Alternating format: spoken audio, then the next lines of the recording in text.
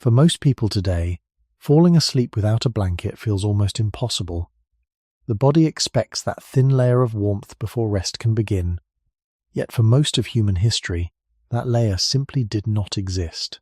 Night came, the air cooled, and people slept with little more than the ground beneath them and the sky above.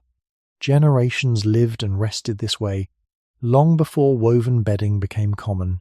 If blankets are now so closely tied to comfort and sleep, a quiet question remains. How did the human body learn to sleep through the night when, for most of its history, there were no blankets at all? And why did 90% of human history sleep without blankets? Long before blankets, before woven fabric, and long before the quiet insulation of modern bedrooms, the human body first learned how to sleep beneath an open sky. To understand why blankets were absent for most of human history, it helps to begin with the earliest environment in which our species emerged. For hundreds of thousands of years, early humans lived primarily in regions of Africa, where days were often warm and bright, but nights could cool quickly once the sun disappeared. When the sun dropped below the horizon, the ground slowly released the heat it had absorbed throughout the day. Air that had felt warm in the afternoon gradually became cooler. Darkness arrived not only as the absence of light, but also as a shift in temperature. In these conditions, sleep did not occur in sealed rooms or under layers of insulation. It happened directly within the surrounding environment. The human body, like the bodies of other mammals, carries a natural rhythm that prepares it for rest as evening approaches. One of the quiet changes that occurs before sleep is a gradual drop in core body temperature. Blood vessels near the skin widen slightly, allowing heat to move outward. This cooling is part of the process that signals the brain that night has begun. In modern homes, this shift happens inside stable indoor temperatures, often supported by bedding that traps warmth. But the underlying biological rhythm did not originate in climate-controlled spaces. It developed over long periods of time when the temperature of the surrounding air changed naturally with the setting sun. Early humans did not necessarily experience night as constant cold. In many African landscapes, evenings often cooled only moderately compared with the heat of the day. The cooler air could even make sleep easier, helping the body settle into its nightly cycle. Rather than fighting the environment with thick insulation, early humans may have relied on a combination of small strategies: choosing sheltered places, resting on natural materials, and staying close to others in their group. Evidence from studies of modern primates provides some clues about how early human ancestors might have approached sleep. Many primates construct temporary sleeping places each evening using branches or leaves. These simple structures are not blankets in the modern sense, but they create a slightly raised surface and sometimes provide limited insulation from the ground. Early humans likely developed their own versions of such sleeping spots, using grass, leaves, or other materials available in their environment. These natural layers could soften the ground and reduce direct contact with cooler soil. Even so, they were very different from the thick blankets familiar today. Archaeology rarely preserves organic materials like fabric, leaves, or grass beds for long periods of time. Because of this, most evidence of early sleeping practices is indirect. Researchers often rely on traces such as hearths, stone tools, and the layout of ancient living spaces to understand how people might have organized their nights. These clues suggest that the earliest human sleeping environments were simple and closely tied to the landscape itself. There were no permanent bedrooms, no stacked layers of bedding, and no manufactured blankets in the way modern people imagine them. Instead, the human body met the cooling air of night as part of a natural cycle that repeated day after day. Over thousands of generations, sleep developed within this relationship between body and environment. The absence of blankets was not unusual. It was simply the condition under which the earliest human nights unfolded. To understand how early humans slept without blankets, it helps to look closely at the wider family of animals to which humans belong. Our species did not invent sleep from the beginning. The patterns of rest that shape human nights today are part of a much older biological heritage shared with other primates. Long before humans appeared, primates had already developed ways of resting in environments where temperatures changed between day and night. Observations of living primates offer a quiet window into these older patterns. Many primates spend the day moving through trees or across the ground, gathering food and remaining alert to predators. As evening approaches, their behavior begins to slow. Individuals search for a safe place to settle for the night.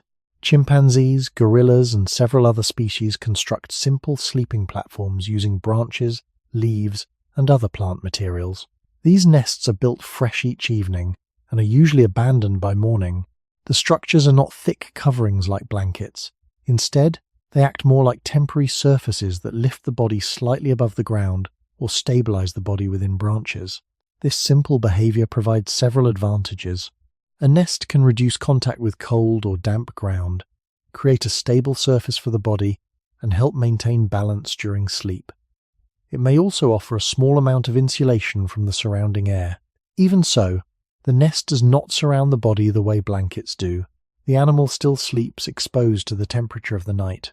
What keeps the body comfortable is not heavy insulation, but the interaction between body heat, surrounding air, and the chosen sleeping location. Humans share a long evolutionary relationship with these primates. Although our ancestors eventually moved into more open landscapes and developed new tools, the deeper biological rhythms of sleep remained connected to this earlier heritage. When early members of the human lineage began spending more time on the ground rather than in trees, their approach to sleeping places likely changed as well. Instead of building nests among branches, they may have arranged materials such as grass, leaves, or soft vegetation on the ground. These layers would have created a simple surface that separated the body from soil and insects while offering a modest barrier against moisture and coolness. Such arrangements were practical responses to the environment. Rather than attempts to seal the body in warmth, the air still moved freely around the sleeper, and the temperature of the night remained part of the experience of sleep. In this sense, early human sleep may have remained closer to the primate pattern than modern sleep does today. The body rested on a prepared surface but remained open to the natural environment. Another feature shared among many primates is social sleep. Members of a group often rest within close distance of one another.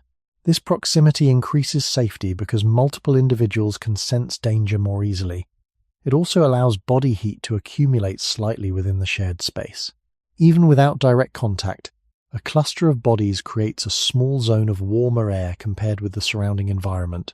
For early human groups, similar arrangements may have been common. Resting near companions could provide subtle warmth while also reinforcing social bonds that were important for survival. None of these strategies required blankets in the modern sense. Instead, sleep relied on a combination of biological rhythms, simple environmental choices, and the presence of others. The human body adapted within this setting over long periods of time. Night after night, the cooling air, the prepared ground, and the quiet presence of nearby companions formed the conditions under which early human sleep took shape. As evening settles and the world begins to darken, the human body quietly prepares itself for sleep. This preparation happens without conscious effort. Hormones shift, the mind becomes less alert, and one of the most important changes begins deep inside the body, a gradual reduction in core temperature. Scientists who study sleep often describe this nightly cooling as a natural signal that helps the brain move from wakefulness into rest. The body does not need to become cold for sleep to occur, but it usually needs to become slightly cooler than it was during the active hours of the day. This pattern appears across many human populations and seems to be part of the biological structure of sleep itself. In the modern world, people often experience this shift while surrounded by layers of bedding and stable indoor temperatures. Blankets trap warmth around the body, creating a small pocket of air that stays relatively constant throughout the night. Yet the underlying rhythm of cooling did not evolve in environments where warmth was carefully sealed around the sleeper. Instead, it likely developed in landscapes where the surrounding air gradually cooled after sunset. Long before houses, heaters, or thick bedding existed, the human body was already responding to these daily environmental changes. When the sun set over ancient landscapes, the temperature of the air slowly declined. The ground released heat it had gathered during the day, and the atmosphere above became calmer and cooler. In these conditions, the human body did not need to force itself into a cooler state. The environment itself helped guide the process. The falling temperature of the night air worked together with the body's own rhythms, creating conditions that gently supported the transition into sleep. This relationship between environmental cooling and human biology helps explain why blankets were not always necessary for sleep to occur. The body was not originally designed to rely on heavy insulation throughout the night. Instead, It developed within a system where moderate cooling was expected. Many sleep researchers today observe that slightly cooler environments can help people fall asleep more easily than overly warm ones. This observation does not mean that all ancient nights were comfortable or mild. Environments varied widely, and colder regions would have required different strategies. But across much of early human history, especially in the regions where our species first evolved, the nightly cooling of the air may have matched the body's own natural rhythm surprisingly well. Another detail of human physiology supports this idea. As the body prepares for sleep, blood flow near the skin increases slightly, allowing heat to leave the body more efficiently. Hands and feet often become warmer to the touch as this heat moves outward. This process helps lower internal temperature, making it easier for sleep to begin. In open environments without blankets, this release of heat would have moved directly into the surrounding air. Rather than being trapped beneath thick layers, warmth would slowly dissipate into the night.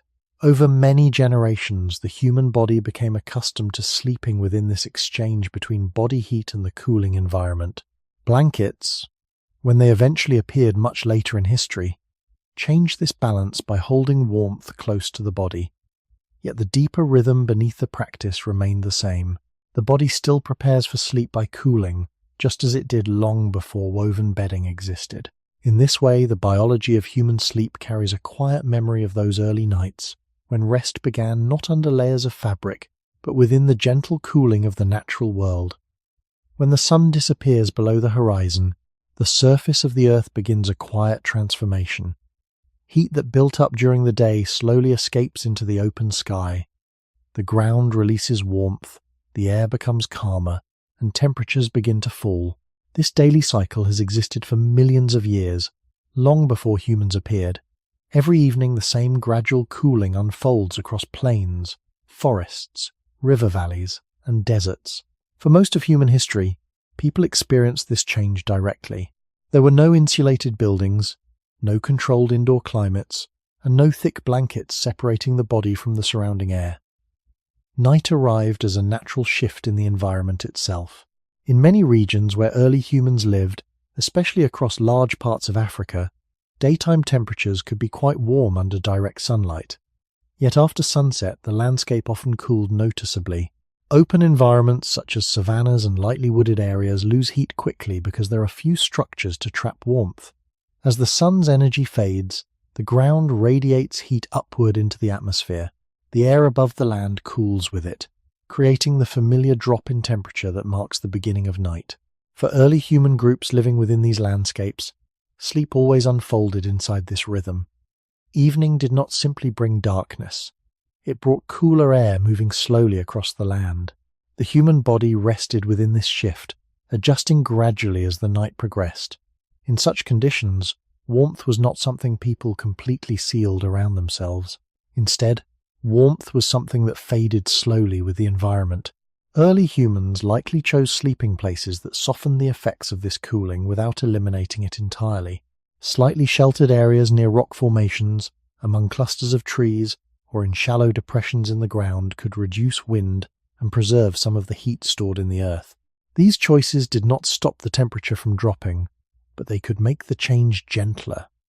Archaeological studies of ancient campsites often reveal patterns that suggest careful placement of living areas. Hearths, stone tools, and food remains sometimes appear arranged in ways that indicate repeated use of particular spots. These patterns suggest that early humans paid attention to the small features of the landscape when selecting where to rest. A sleeping place might take advantage of a natural windbreak or a surface that retained warmth longer after sunset. Over many generations, such choices likely became part of everyday knowledge within human groups. Understanding how the land cooled after sunset was not a scientific theory for early humans. It was simply part of living in the environment. People observed where the air stayed calmer, where warmth lingered longer, and where the ground felt less damp or cold at night. These observations guided decisions about where to settle for the evening. Even without blankets, such knowledge allowed early humans to shape their sleeping environments in subtle ways. The cooling of the earth after sunset therefore formed the background against which human sleep evolved. Night was not a fixed temperature, but a slow transition that unfolded hour by hour. The body lay down while the air cooled gradually, adjusting alongside the environment. In this setting, sleep did not depend on thick layers of insulation. It depended on understanding the rhythms of the landscape and finding places where the body could rest as the night quietly deepened.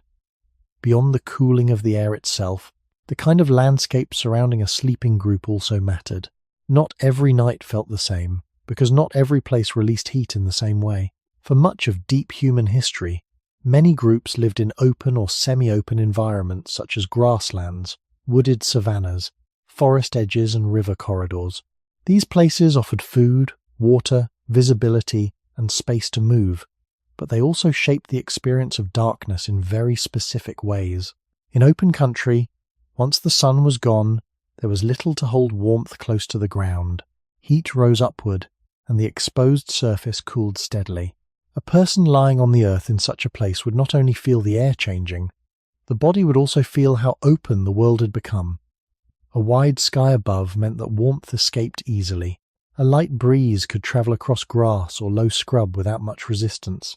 This did not always create severe cold, especially in warmer regions, but it did create a night that was more exposed than modern sleep. In a forest edge or lightly wooded area, conditions could be slightly different. Trees and brush might slow the wind and soften the rate of cooling near the ground. Shade during the day could also affect how much heat the soil had stored before evening arrived. Areas with dense cover sometimes held moisture, and moisture could make the night feel cooler even when the temperature itself was not extremely low. Early humans likely noticed such differences closely. A place that looked protective in daylight might become damp and uncomfortable after sunset. A place that seemed bare might retain more warmth because the ground had absorbed more sun.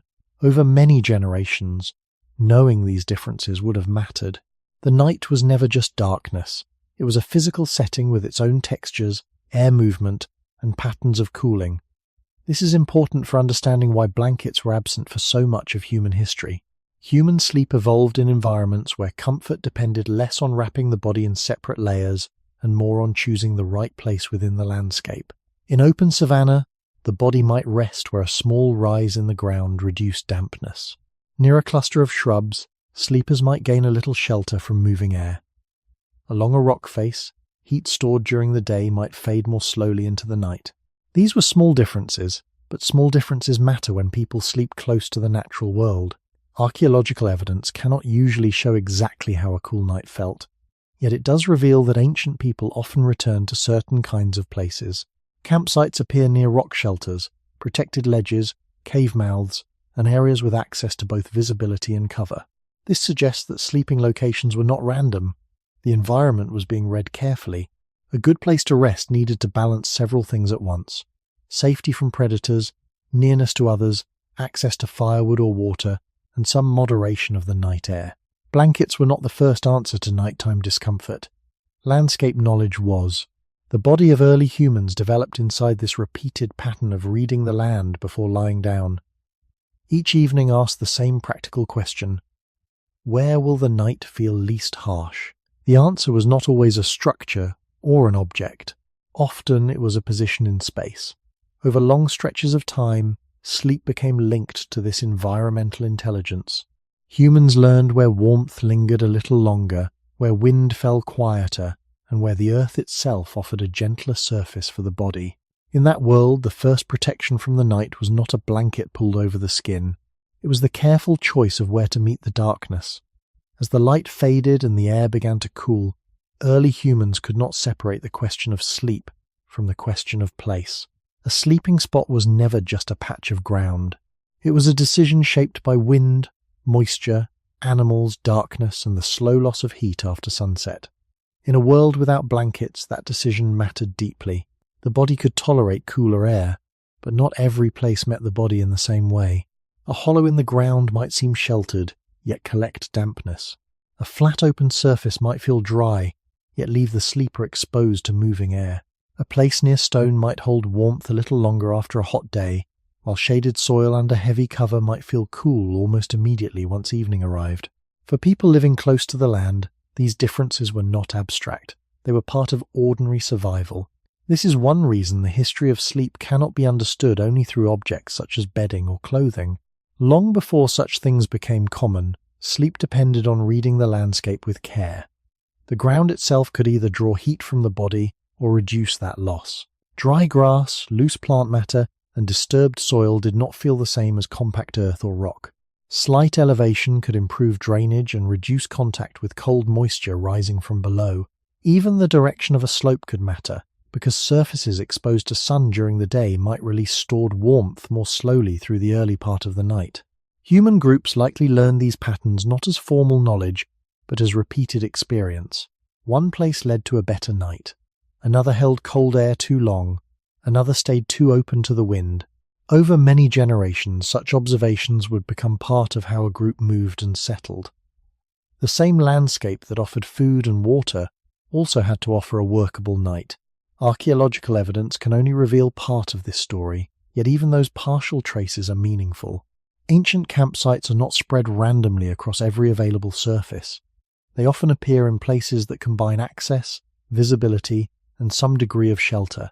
Rock overhangs, cave mouths, raised patches of ground, and locations near natural barriers appear again and again in the long record of human presence. These settings did not remove the night air, but they could soften it.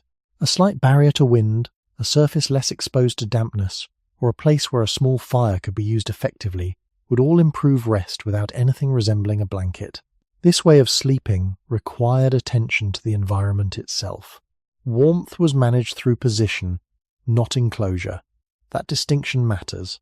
Modern sleep often begins with the idea that comfort is something wrapped tightly around the body. Deep in human history, comfort was more often arranged through location, closeness, and timing. People did not always carry warmth with them as an object. They found it in the day's remaining heat, in the protection of terrain, and in the subtle differences between one patch of ground and another. The body adapted within this world of careful choices. It learned to rest where cooling was moderated rather than prevented. Night after night, the search for a tolerable sleeping place linked human sleep to the larger movements of air, earth, and temperature. In that sense, the first layer of protection was not made of cloth. It was made of awareness. Before there were blankets to pull upward, there was the older human skill of finding the place where darkness could be endured most gently. For most of human history, even the idea of a blanket would have been impossible without a long chain of inventions that arrived very late. A blanket is not simply a soft object. It belongs to a world in which people can gather fibers, process them, twist them into thread, weave them into cloth, and keep that material dry and usable over time. None of this belongs to the earliest chapters of human life. For hundreds of thousands of years, humans lived, moved, slept and survived before woven textiles became common. This matters because modern people often imagine the absence of blankets as if something familiar were missing. But in deep prehistory, blankets were not missing in the way a lost tool is missing. They had not yet entered the human world. The body was not waiting for them. The night was not organized around them. Sleep took shape under much older conditions. The archaeological record supports this general picture, even though it preserves only fragments. Hard materials such as stone tools, bones, and hearth remains can survive for vast stretches of time, while soft organic materials usually disappear. Cloth, thread, plant fiber, and other flexible materials break down quickly in most environments. Because of this, the history of weaving appears late and unevenly in the evidence. It is clear that humans used plant materials, animal skins, and other organic substances long before formal textile production became widespread. But the specific technologies needed to produce something like a true woven blanket belong to a much later stage of history than the origins of our species. This means that for the overwhelming majority of human nights, warmth had to be managed in other ways. The absence of woven warmth also reminds us that sleep evolved before many familiar domestic comforts. Human beings did not first develop modern habits and then lose them. The sequence runs in the opposite direction. The human body learned to rest in air that cooled naturally, on surfaces shaped by leaves, grasses, skins, or bare ground, and often near fire or other people. Cloth-based insulation was a late addition to an already ancient relationship between sleep and environment. That relationship had been working, imperfectly but effectively enough, for a very long time. It is also important to avoid imagining that early humans were simply waiting in hardship until the invention of textiles rescued them. Such a picture is too simple. Early people used what their environments offered. They made practical use of plant matter, animal hides, shelter, and social closeness. But these were not yet the same as a world of woven bedding stored, folded, and layered at night. Textile production requires settled knowledge, repeated technique, and often a degree of material stability that mobile foraging life does not always support in the same way. Even when fibers were used, that did not automatically create large, thick, blanket-like coverings as modern people know them. So when we ask why most of human history slept without blankets, part of the answer is very plain. For most of that history, the necessary technologies either did not exist yet, or did not exist in forms common enough to shape everyday sleep. Human life began far earlier than fabric culture became widespread. The oldest human nights belonged to a world before thread, before loom, before layered bedding, and before the expectation that warmth at night should come from something woven around the body. In that long beginning, sleep remained tied not to manufactured cloth, but to landscape, fire, body heat, and the slow cooling of the dark. Before woven blankets became possible, human groups still had access to softer materials from the natural world. The ground did not always have to be met with bare skin alone. In many environments, people could gather grass, leaves, reeds, bark fibers, or animal skins and place them between the body and the earth. These materials were simple, local, and temporary. They did not form blankets in the modern sense, but they could change the experience of sleep in important ways. A layer of dry grass could soften the hardness of the ground.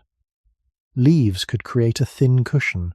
Animal hides, when available, could provide a more durable surface and some protection against direct contact with cold soil. Such materials were part of a broader human habit, using what the landscape offered in the moment rather than relying on permanent, standardized objects. This distinction matters. A blanket is usually imagined as something made for repeated use, carried through time, and designed specifically to hold warmth around the sleeping body. Natural bedding materials work differently. They were often gathered close to where people stopped for the night. They depended on season, climate, mobility, and local ecology. They might be arranged quickly and abandoned by morning. In that sense, they belonged more to the logic of camp making than to the logic of household bedding. Archaeology offers a few important clues here, although the evidence remains limited because organic matter decays so easily.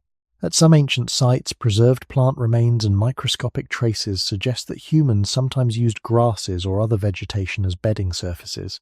In a few places, these materials appear to have been layered deliberately, which implies more than simple chance. It suggests attention to comfort, insulation, and perhaps even cleanliness. A prepared sleeping surface could raise the body slightly above dampness, insects, and uneven soil. This would not create the enclosed warmth of a blanket, but it could reduce heat loss to the ground and make rest easier. Animal skins likely played a role as well, though evidence is harder to recover directly over deep time. Once humans regularly used animal hides for clothing, carrying, or shelter, it is reasonable to think that skins could also serve as sleeping surfaces or coverings in at least some settings. But even here, caution matters. A skin is not automatically the same as a blanket. It may have been placed beneath the body, draped partly over it, or used only in certain seasons or regions. The archaeological record does not allow sweeping certainty about exactly how every group arranged these materials night after night. What it does support is the broader picture. People used simple organic materials to shape the sleeping environment long before woven bedding became common. These natural layers had clear limits. Grass and leaves compress quickly, shift during sleep, and lose usefulness when damp. Bark fibers are rough. Hides can be heavy, stiff, or difficult to maintain. None of these materials provides the flexible, breathable, reliably insulating comfort of later cloth blankets. They helped, but they did not remove the body from the surrounding night. Air still moved around the sleeper. Temperature still fell after sunset. Moisture, wind, and season still mattered. So the story here is not that early humans secretly had blankets under another name. It is that they used modest materials to reduce the harshness of the ground and to manage some of the loss of warmth. Sleep remained an environmental act, not yet a deeply insulated one. The body still had to meet the night directly. just with a little more preparation between skin and earth than we might first imagine. Even when early humans used grass, leaves, reeds, bark, or animal skins, those materials could only do so much against the slow cooling of the night. This is where the difference between natural sleeping layers and true blankets becomes most important. A blanket, in the modern sense, surrounds the body and traps a layer of warm air close to the skin. It moves with the sleeper, folds over the shoulders, and helps reduce the steady loss of heat into the surrounding space. Most simple materials available in deep human history did not work that way. They could soften the ground, reduce some contact with cold soil, and perhaps provide limited covering in certain moments. But they were not highly reliable systems of insulation. Their usefulness was real, yet narrow. Dry grass could create a buffer between the body and the earth, but grass compresses quickly under weight. Once flattened, it holds less air, and trapped air is one of the main reasons any material can reduce heat loss. Leaves have a similar problem. At first they may create a loose, airy layer, but they shift, collapse, and become less effective over time. If the air is damp, or if dew settles during the night, plant material can also become cooler and less comfortable. A sleeper may begin the night on a surface that feels soft enough, only to find that hours later the body is once again close to the chill of the ground. Bark fibers and reeds can offer more structure, but they are often rough and inflexible. They help define a sleeping space, yet do not easily wrap the body or respond to movement. Animal skins could do more, especially if thick and well preserved, but they also had limits. A hide beneath the body might reduce heat loss downward, yet it could still leave the upper body exposed to cooling air. A hide over the body might provide some warmth, but much depended on its size, thickness, dryness, and softness. Wet or poorly cured skins would be uncomfortable.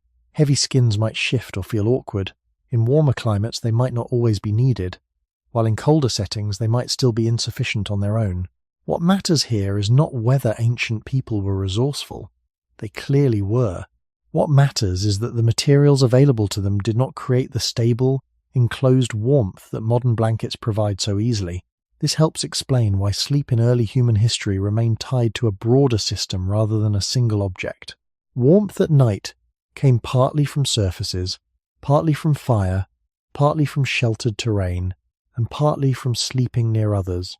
No single layer of natural material was usually enough to solve the whole problem of nighttime cooling. The body still had to live within the thermal rhythm of the environment. Air still grew colder after sunset, ground still drew heat away. Wind and moisture still shaped how the night felt. In this older human world, comfort was assembled from several small advantages rather than delivered by one dependable covering. That also means the absence of blankets was not merely a technological gap. It shaped the logic of sleep itself. People likely chose where to lie down more carefully because materials alone could not fully protect them. They likely valued fire more because natural bedding could not replace its warmth.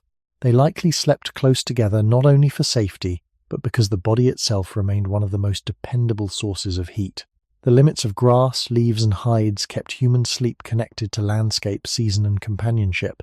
Modern blankets changed this relationship by giving individuals portable insulation that could travel with the body from one night to the next. Deep in the past, that kind of consistent warmth was rare. Natural materials could ease the edge of the night, but they could not erase it. The darkness still entered the sleeping space through cooling air, and the body still had to meet much of that night on its own terms. Long before walls could hold warmth and long before blankets could trap it, fire became the first great human tool for changing the night. It did not remove darkness, and it did not make every sleeping place comfortable, but it altered the terms of rest in a way that no grass bed or animal skin could fully match. A fire created a small climate within a much larger one. Around it, air could become warmer, ground could feel less cold, and the human body no longer had to depend only on the fading heat of the day. This matters deeply when thinking about why most of human history passed without blankets. The answer is not simply that people endured the cold with bare resilience. It is also that, at some point in human evolution, they learned to carry warmth into the night in a new form. Archaeological evidence suggests that the controlled use of fire reaches far back into the human past, though the exact timeline remains debated across different sites and interpretations. What is broadly accepted is that fire became a major part of human life long before the appearance of woven bedding. Hearths, ash deposits, burned bones, and heat-altered stone appear in ancient contexts that show repeated human occupation.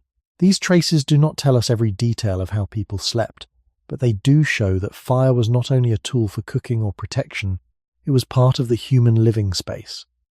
Once fire entered that space regularly, the experience of night changed. Instead of lying down as the landscape cooled without interruption, people could remain near a source of heat that continued after sunset. The significance of this is difficult to overstate. A small fire does not warm the entire world around it. Its comfort is local, uneven, and temporary. One side of the body may feel warm while the other remains exposed. Heat fades with distance. Smoke shifts with the wind. Fuel runs low.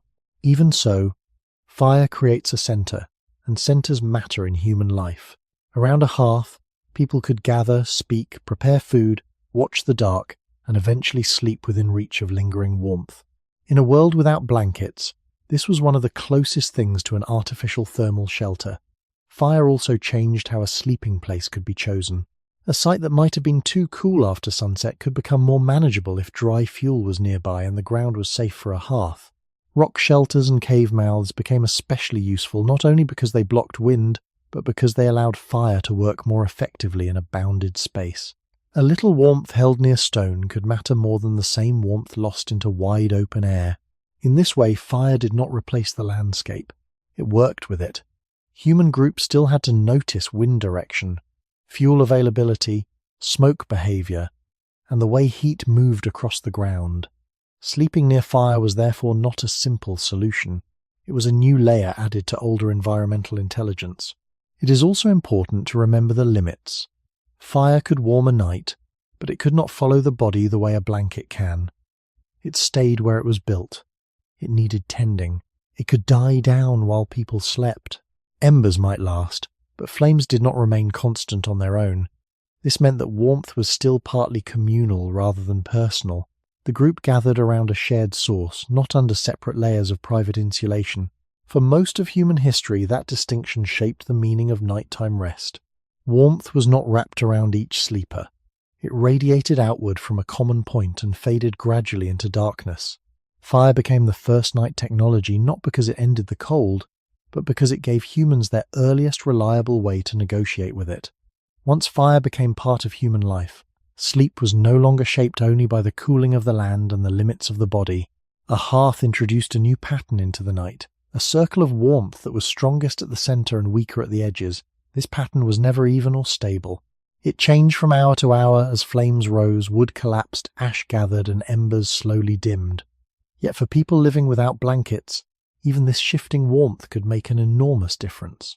It meant that nighttime comfort no longer depended entirely on what had been stored by the sun, on the shelter of terrain, or on the heat of nearby bodies. Warmth could now be made, maintained for a time, and placed deliberately within the sleeping space. That changed the structure of the night itself.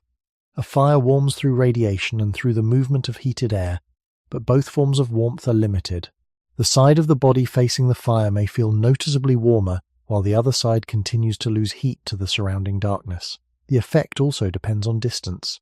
A person lying very near the hearth receives more warmth, but must also deal with smoke, sparks, and the difficulty of sleeping too close to an active flame.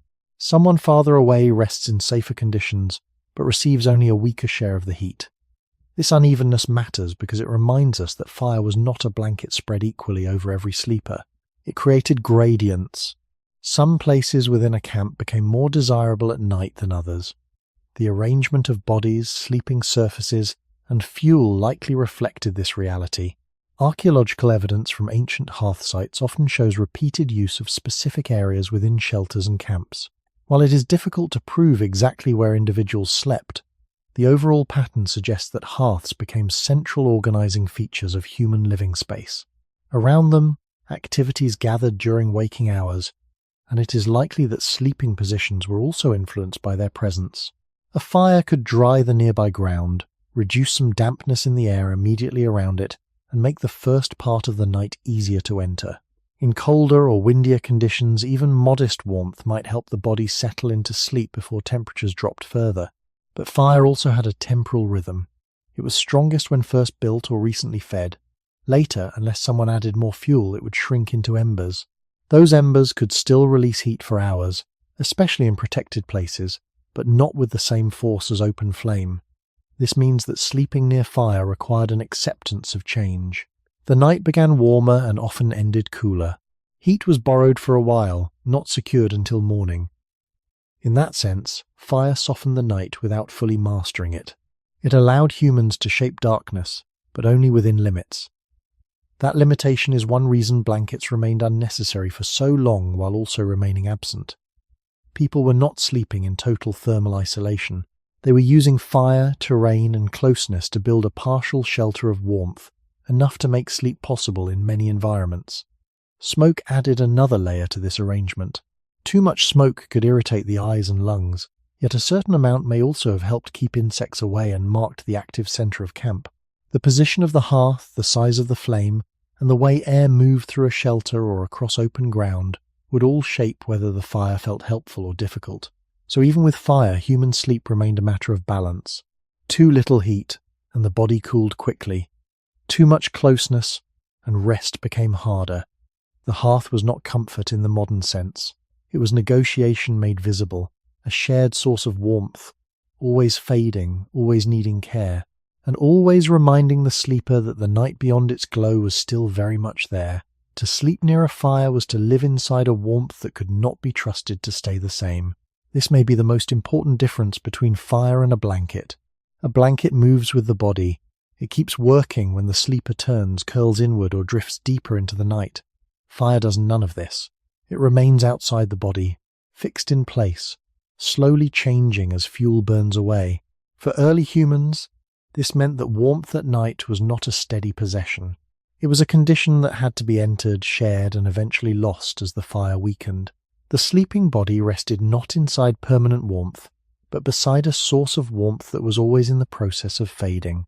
In the first stretch of the night, a fire could create a pocket of relative comfort. The air close to the flames would feel warmer, the ground nearby less severe, and the body could release less heat into the darkness than it would in the open. This may have been especially important during the transition into sleep, when the human body naturally begins to cool. A nearby hearth could soften that transition, helping the body settle without needing anything like a woven covering. But as the night moved forward, the structure of warmth changed. Flames lowered. The brightest heat withdrew toward the center. Embers remained, glowing quietly, still giving off warmth, yet less intensely, and over a smaller radius. A place that felt pleasantly warm early in the night might feel only mildly protected a few hours later. By dawn, much of that stored comfort could be gone. This changing pattern likely shaped how people positioned themselves around a hearth. Those most sensitive to cold, or those lying nearest the active fire, may have gained more of its benefit at the beginning of the night. Others, farther out, would experience only a weaker share of the heat from the start. Because warmth faded with distance as well as with time, sleeping near fire was probably never a uniform experience. It created a thermal map across the camp or shelter, with some bodies closer to the center of comfort and others more exposed to the cooling air. In that sense, fire did not eliminate the night. It organized it. The presence of embers also suggests a subtle relationship between sleep and partial wakefulness. Someone in the group may have stirred to feed the fire, shift position, or respond to smoke and sparks. Even if not every fire was tended all night, the possibility of tending remained part of the environment. Fire asked for attention.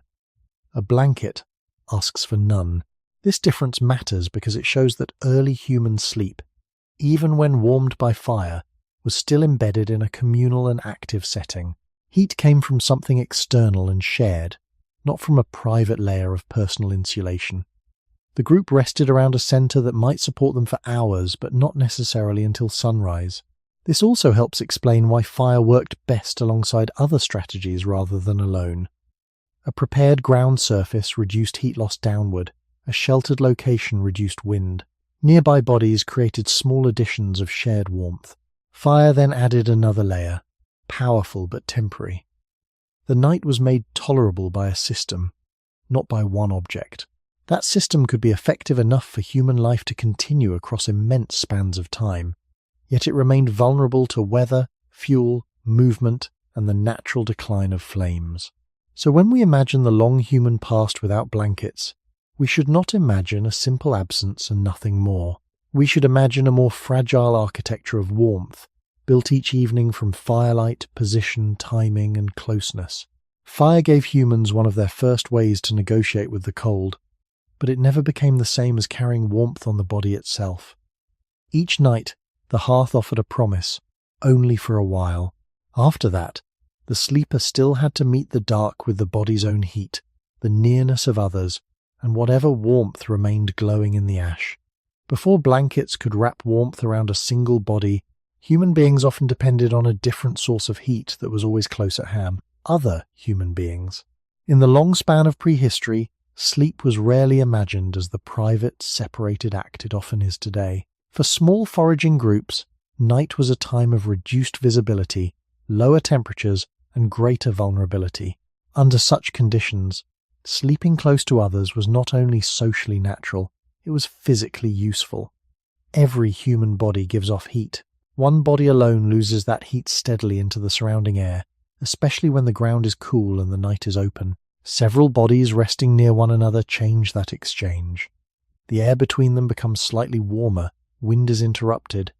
Heat disperses less freely than it would around an isolated sleeper. This does not create the sealed insulation of a blanket, but it does create a shared thermal space. In a world without woven bedding, that shared space could matter a great deal. This pattern is not uniquely human. Many mammals rest in proximity to conserve warmth, especially the young.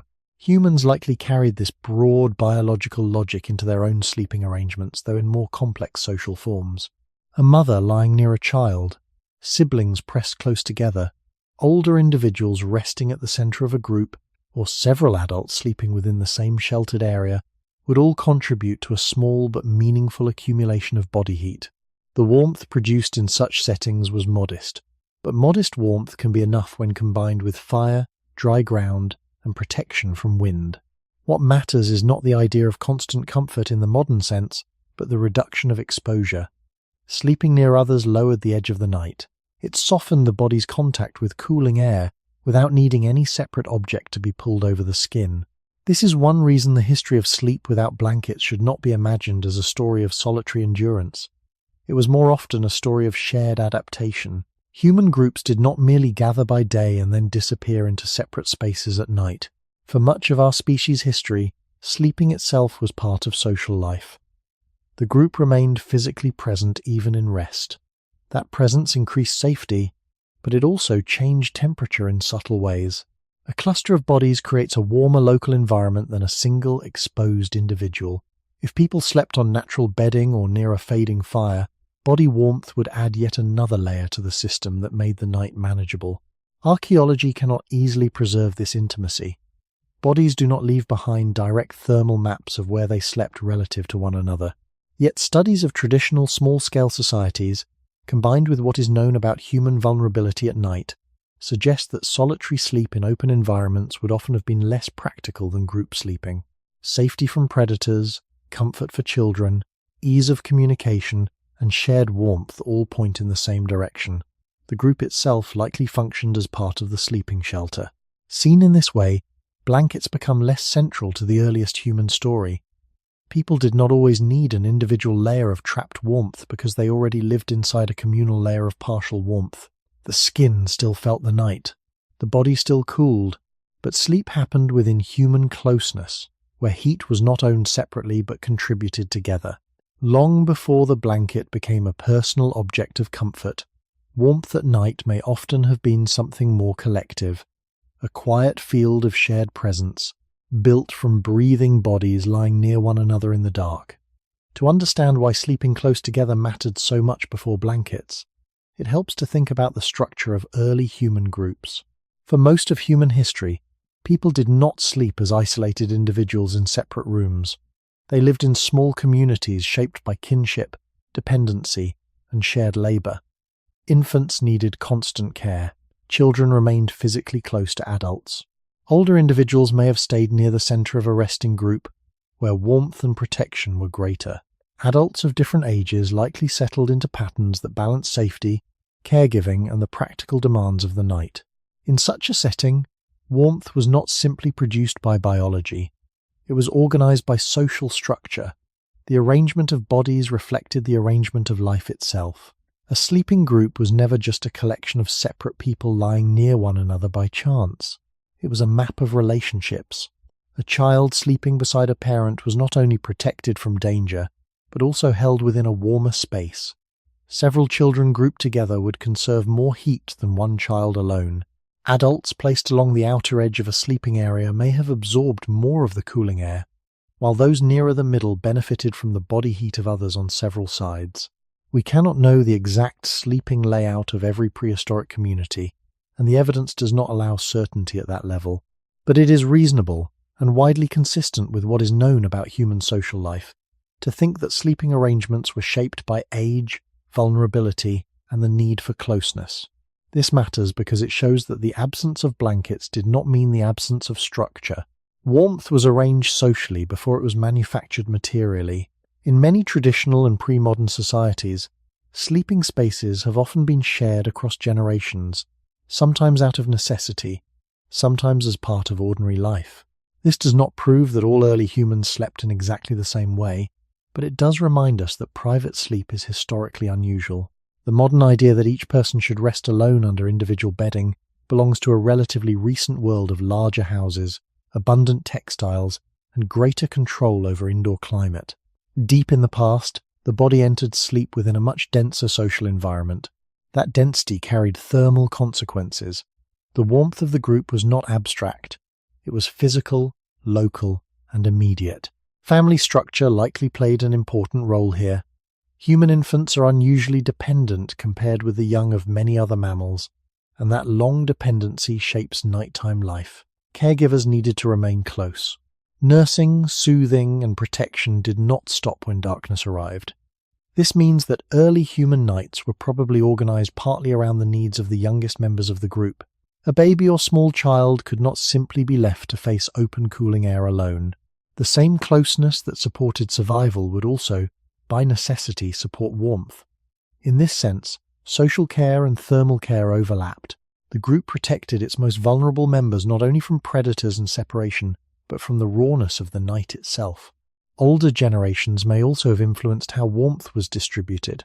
Individuals with more experience likely knew where to sleep, how close to remain to the fire, and how to use terrain or simple materials to improve rest.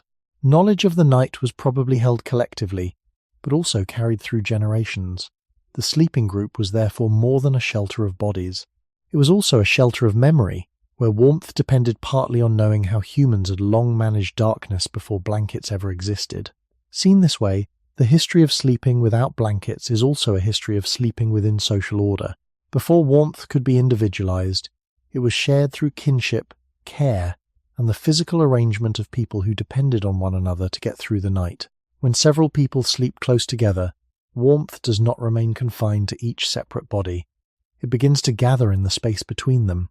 This may sound simple, but in the long history of human sleep it was one of the most important alternatives to blankets. A single person resting alone on open ground loses heat in several directions at once. Downward into the earth, outward into the air, and through any moving breeze that passes across the skin. But when bodies lie near one another, that pattern changes. The air between them becomes less exposed to circulation. Heat released by one body slightly warms the nearby space before it can fully disappear into the night. Even without constant direct contact, closeness creates a small thermal pocket. It is not sealed, and it is not always comfortable in the modern sense, but it can reduce the harshness of nocturnal cooling. This is especially important because the human body naturally lowers its core temperature as sleep begins. In an exposed environment, that cooling process can leave the sleeper more vulnerable to cold air, especially in the later part of the night, when fires weaken and the day's stored warmth is gone. Shared body heat helps moderate this transition. A cluster of people does not create the even insulation of a blanket, yet it offers something that matters in a similar way, a slower loss of warmth. The body still meets the night, but it does so less abruptly. In this way, sleeping close to others was not merely a social custom. It was a practical thermal strategy built into the structure of human rest. The arrangement of space would have mattered here. Bodies pressed too far apart would lose most of this effect. Bodies too tightly arranged might become uncomfortable or restrict movement. Somewhere in between, a sleeping group could create a balance between ease and warmth. Natural bedding beneath them might reduce heat loss downward. A nearby fire might warm one side of the group. Terrain might block wind from the other side. Shared body heat then filled in the spaces between these protections. What emerged was not one object doing all the work, but a layered system. The night became manageable through overlap. Ground cover, firelight, sheltered position, and the quiet warmth of nearby bodies. This helps explain why blankets appeared so late without making earlier human sleep impossible. The human sleeping environment already had ways of reducing heat loss, even if none of them matched the convenience of modern bedding. It is also worth noticing that body heat is flexible in a way fire is not. Fire stays in one place. Its warmth radiates outward, but only from a fixed point, and it fades unless someone tends it. The warmth of nearby people moves with the group. If one person shifts, turns, or curls inward, the shared zone of warmth shifts too. In that sense, the human body itself became a kind of living insulation for others. Not perfect insulation, not always enough, but dependable in its own way. This may have been especially important for children, whose smaller bodies lose heat more quickly. Resting near adults or siblings would not only provide safety and reassurance, it would also place them inside a more stable thermal field than the open night could offer alone. Over thousands of generations, this kind of sleeping closeness likely became ordinary. So ordinary that it may not have been thought of as a special technique at all. It was simply how human bodies occupied darkness together. Before blankets could hold warmth around individuals, warmth flowed through proximity. It moved from skin to air, from one body to another, from the center of a sleeping cluster toward its cooler outer edge. The result was never a complete barrier against the night, but it did something more subtle and more ancient. It turned the group itself into part of the shelter, so that even without blankets, humans did not always sleep alone against the cold. They often slept inside one another's lingering heat. Long before mattresses, frames, and raised beds separated the sleeper from the earth, the human body rested directly upon the ground. This fact alone shaped the experience of night in ways that modern sleep rarely reveals. The ground is not a neutral surface. It exchanges heat with the body continuously. During the day, it absorbs energy from the sun, warming gradually under light and open sky. After sunset, that stored warmth begins to escape upward into the cooler air above. At the same time, the ground itself may begin to feel colder to the touch as the balance between earth and atmosphere changes. When a human body lies upon this surface, heat begins to move in both directions. The body warms the ground beneath it slightly, but the ground also draws heat away from the body. This exchange is subtle yet constant, and for early humans it formed one of the quiet physical conditions of sleep. Without blankets, mattresses, or insulated floors, the body could not escape this relationship with the earth. It had to negotiate with it every night. Early humans likely noticed that not all ground felt the same after sunset. Dry soil holds heat differently from damp soil. Sand cools faster than dense earth. Stone that has been exposed to sunlight during the day may release warmth slowly into the evening, while shaded ground may feel cold almost immediately once the sun disappears. Small variations like these can change the experience of lying down. A patch of ground that seemed comfortable in daylight might become unpleasantly cool after several hours of darkness. Over generations, people living closely with the land would have developed quiet knowledge of these differences. Choosing where to sleep meant choosing how the ground would interact with the body. This is one reason simple layers of plant material became important even before woven bedding existed. Grass, leaves, reeds, or bark placed beneath the body did not function like blankets, but they could interrupt some of the direct contact between skin and soil. By trapping small pockets of air, these materials slowed the transfer of heat downward into the ground. Even a thin layer could make a noticeable difference over several hours of rest. In this sense, the earliest forms of bedding were less about covering the body than about reshaping the surface beneath it. The goal was not to seal warmth around the sleeper, but to soften the exchange between body heat and the cooling earth. Archaeological discoveries in certain ancient sites suggest that early humans sometimes arranged plant materials deliberately in sleeping areas. Microscopic traces of grasses and other vegetation have been found in places where people likely rested repeatedly. These findings are rare because organic materials usually decay quickly, but when they do appear, they hint at careful preparation of the ground. Such preparation suggests that early humans understood, through repeated experience, that the surface beneath the body could shape the comfort of the night.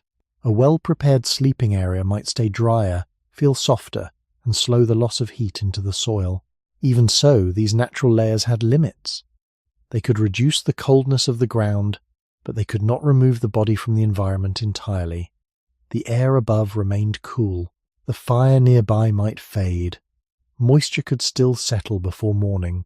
The sleeper remained part of the landscape rather than insulated from it. In that world, the ground was not just where sleep happened, it was one of the main forces shaping how sleep felt. Each night the body rested upon a surface that was slowly releasing the day's warmth back into the sky, and the human skin lay between those two movements, heat rising upward, and heat quietly leaving the body in return. If the ground beneath the body shaped how warmth moved during the night, then the preparation of that ground became one of the quiet skills of early human life. Sleeping was never simply a matter of lying down wherever darkness arrived. Over time, people learned that even small adjustments to the surface beneath them could change the way the body lost heat, absorbed moisture, or felt pressure from the earth. This knowledge likely developed slowly through repeated experience. A place that allowed deeper rest would be remembered. A place that left the body cold, damp, or restless would be avoided the next time evening approached. Long before beds or blankets existed, the human sleeping place itself became a kind of small construction, built each evening from the materials at hand. One of the most effective ways to change the behavior of the ground was to create a layer that trapped air between the body and the soil.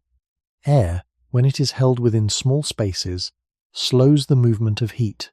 This is one reason modern blankets and mattresses work so well. But the same basic principle can appear in much simpler materials. Dry grass, reeds, leaves, and loose plant fibers can form a layer filled with tiny pockets of air. When arranged beneath the body, these materials reduce direct contact with the cooler earth below. Heat from the sleeper spreads into the layer first, rather than immediately into the soil. Even if the effect is modest, it can extend comfort for several hours during the early part of the night. Archaeological research has revealed rare examples of such prepared sleeping surfaces in ancient sites. In some places, traces of grasses and other plant materials appear in areas interpreted as living floors or resting spots. These traces sometimes show signs of deliberate placement rather than random accumulation.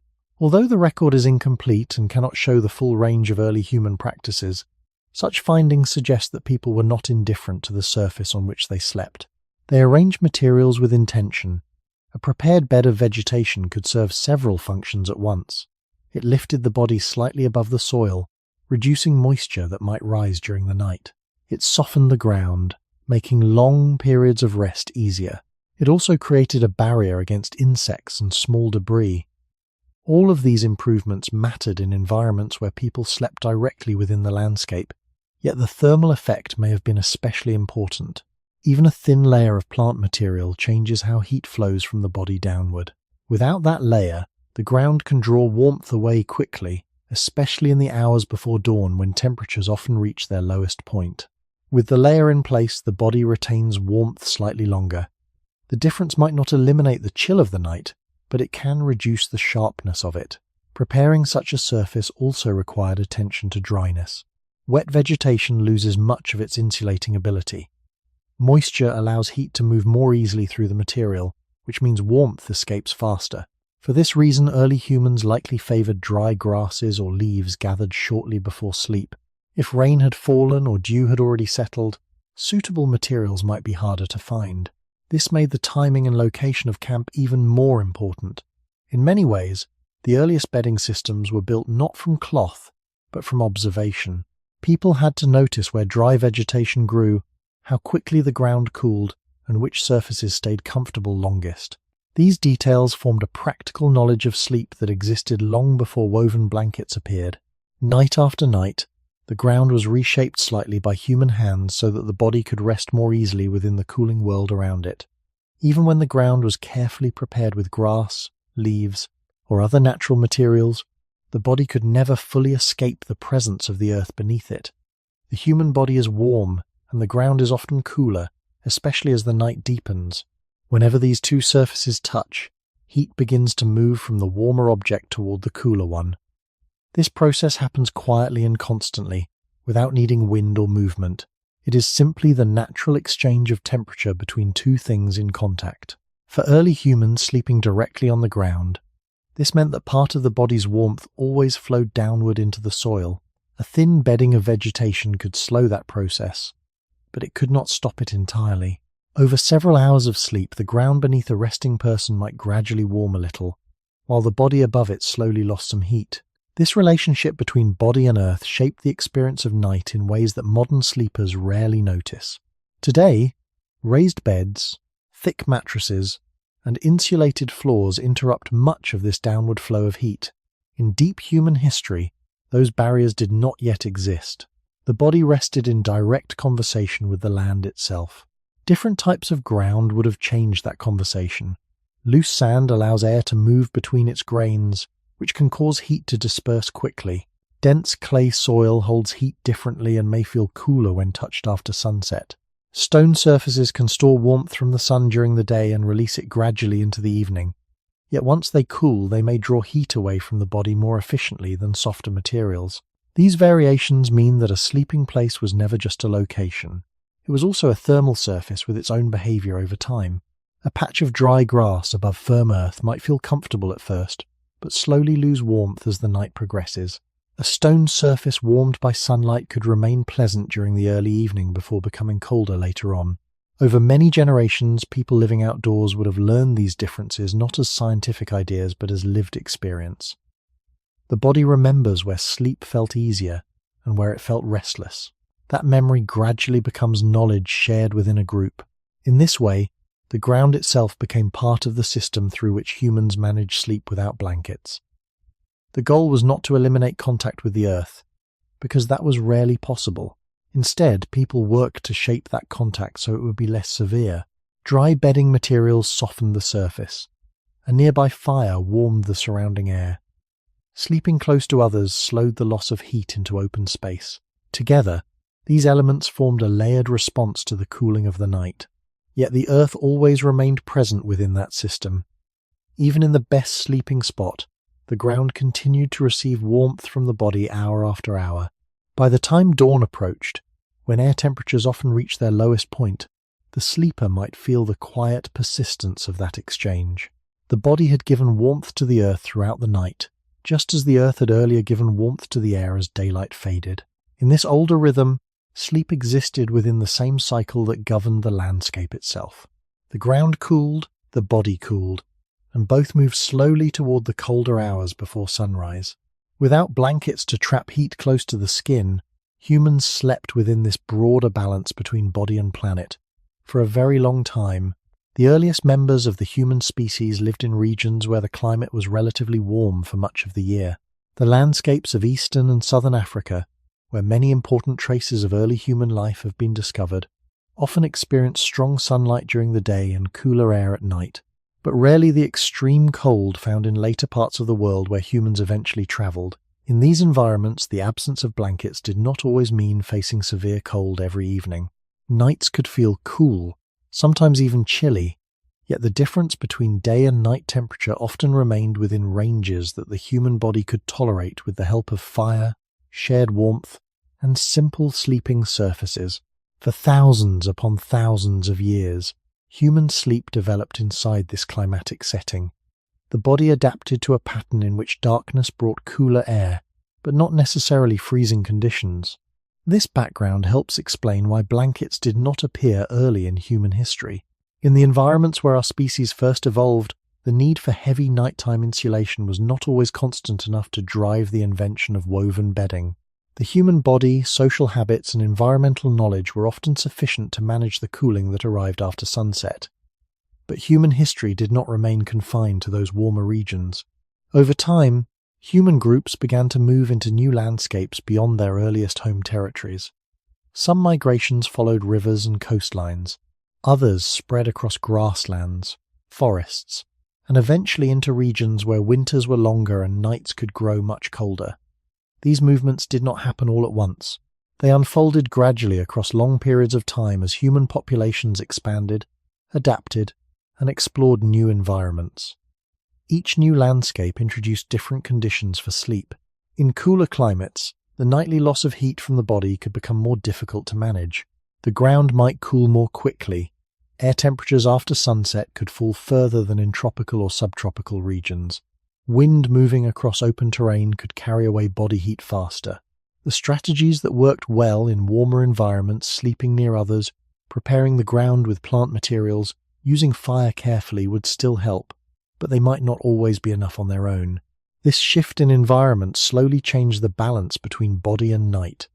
In warmer climates, the cooling of evening might feel like a relief after a hot day.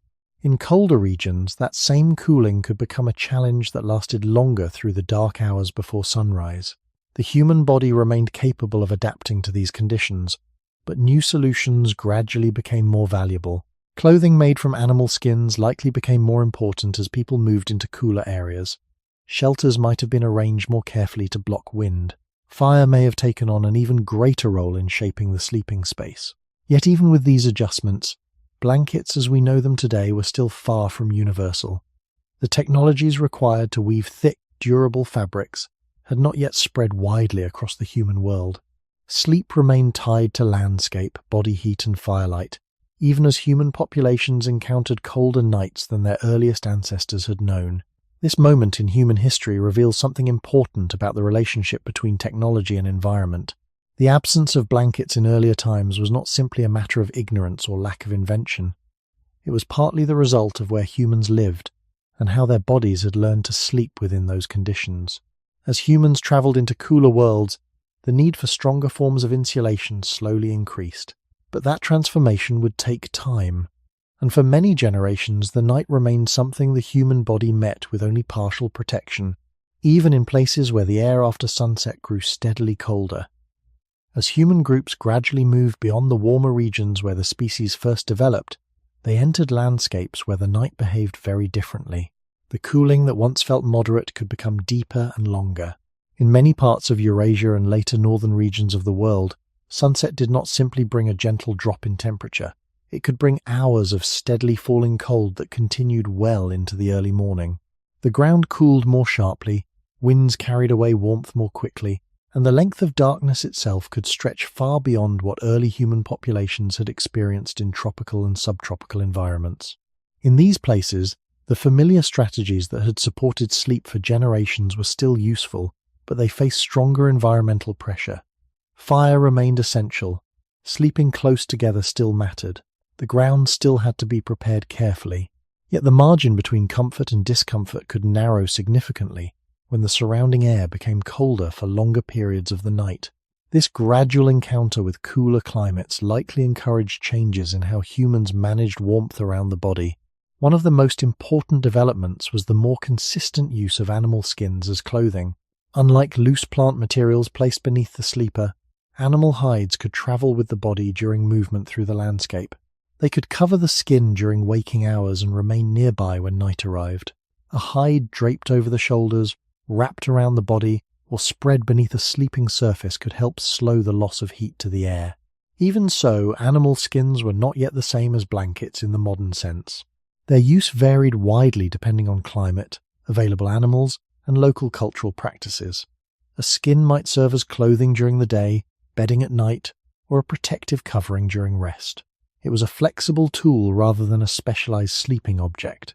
In colder regions, such flexibility would have been especially valuable. When temperatures dropped sharply after sunset, the body needed every available method to conserve warmth. Skins could provide an additional barrier against cooling air while still allowing people to remain mobile during the day. Yet even this adaptation did not immediately create the world of layered bedding familiar today. Hides are heavy, sometimes stiff, and difficult to maintain when wet. They can insulate well in certain conditions, but they do not easily trap small pockets of air in the way woven fabrics eventually would. For this reason, sleeping without blankets remained common even in places where nights grew colder than those experienced by earlier human populations. Instead of relying on one solution alone, human groups likely combined several approaches. Shelters could be placed where terrain reduced wind. Fire could be arranged so that heat reached the sleeping area more effectively. Bodies could gather closer together during colder nights. Skins could add protection against direct exposure. Each element helped offset the cooling of the environment, though none eliminated it completely. In this sense, migration into colder landscapes did not immediately transform the basic structure of human sleep. The system that had developed earlier landscape knowledge, fire, shared warmth, and simple bedding materials remained in place, but it was pushed further by new conditions. Over time, these pressures would contribute to the gradual appearance of more specialized forms of insulation. Yet that transformation unfolded slowly across human history. For many generations living in cooler climates, the night still arrived as something the body had to face with only partial protection, even as people carried with them the first steps toward warmer ways of sleeping. As human groups continued to live in colder regions, the experience of night began to stretch beyond what earlier generations had known. Darkness lasted longer in many northern landscapes, and the lowest temperatures often arrived in the hours just before sunrise. During these late hours of the night, the heat stored in the ground from the day before had already faded. Fires burned lower and less carefully tended. The air settled into its coldest state, and the body had already spent several hours slowly releasing warmth into the surrounding environment. In these conditions, sleep required a deeper balance between the body and the night. Even with the help of skins, fire, and shared warmth, the cold could remain present. This period in human history did not immediately produce blankets in the modern sense, but it likely strengthened the importance of every available strategy for conserving heat. Shelters became more meaningful when winds were strong. A rock overhang or cave entrance could reduce the movement of air and allow the warmth of a small fire to remain nearby for longer. Dry ground beneath sleeping surfaces became even more important, because damp soil accelerates the loss of body heat. Animal skins might be layered in different ways depending on what materials were available. A skin beneath the body reduced heat loss downward, while another might be draped loosely over the torso or shoulders. None of these arrangements created the enclosed comfort that woven bedding would eventually provide. Yet together they formed a system capable of sustaining human life through colder nights. This system also required attention across the entire evening. Firewood had to be gathered before darkness fell. Suitable ground surfaces had to be prepared. Sleeping positions had to balance warmth with safety and access to the hearth. Unlike a blanket, which continues to function once placed over the body, these strategies demanded awareness of the environment itself. The night remained an active landscape rather than a sealed indoor space. Human sleep was therefore still shaped by the surrounding world rather than isolated from it. Over long periods of time, living in colder climates may also have influenced cultural knowledge about warmth and materials. People learned which animal hides held heat best, how to dry and prepare them, and how to place them effectively within shelters. These skills could pass from one generation to the next, gradually improving the ability of human groups to rest in colder environments. Yet even with such knowledge, warmth remained something that had to be assembled each evening from multiple sources rather than delivered by a single object. This is one reason the appearance of blankets later in history represented such a profound shift. A woven covering allowed warmth to travel with the sleeper rather than remaining fixed to a place, a fire, or a particular arrangement of bodies. But for most of human history, that transformation had not yet occurred. The body still entered sleep within a layered system built from terrain, fire, skins, and human closeness. The cold of the night was not fully excluded. Instead, it was moderated and negotiated. Humans did not conquer the night so much as learn to live within it. Across colder landscapes, the absence of blankets did not prevent sleep from happening.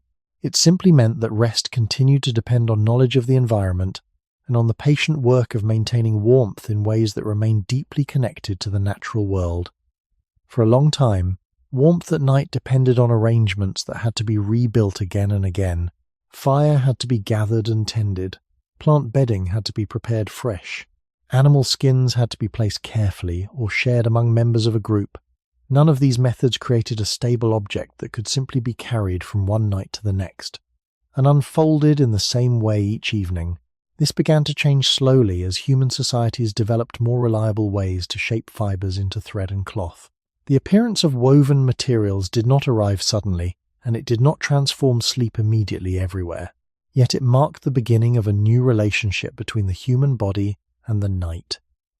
Woven material behaves differently from loose plant matter or raw animal hide.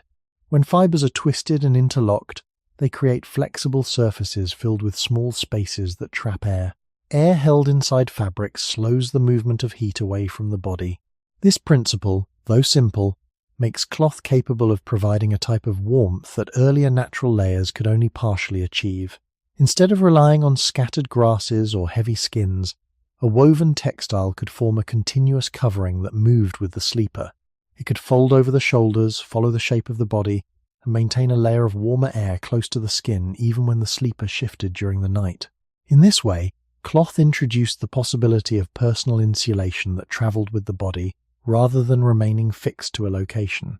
The development of such materials required several steps that unfolded gradually in human history.